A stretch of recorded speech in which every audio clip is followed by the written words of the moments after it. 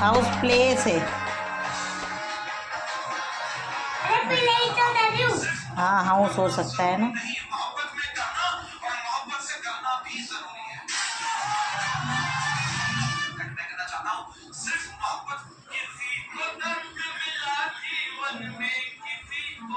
क्या अपने मन को वश में करना चाहते हैं? जी हाँ बिल्कुल।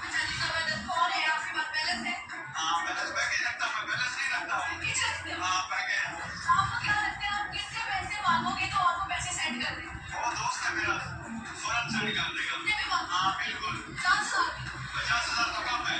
हो जाए। आपको क्लास देते हैं अपने उस दोस्त को फोन करो, 50,000 मांगो।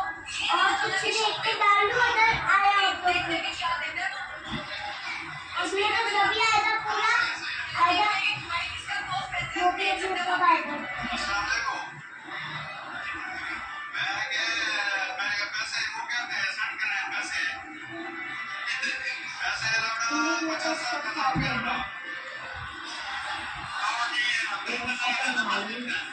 इसका अकाउंट नंबर भेजो।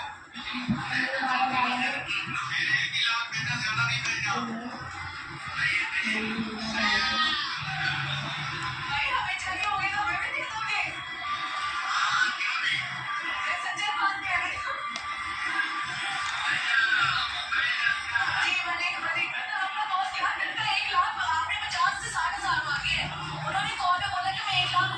मुझे एक दिन कॉल की कि मुझे पैसा जरूरत है, मैंने कितने वो कहते 50 मैंने 3 लाख भेज दिया।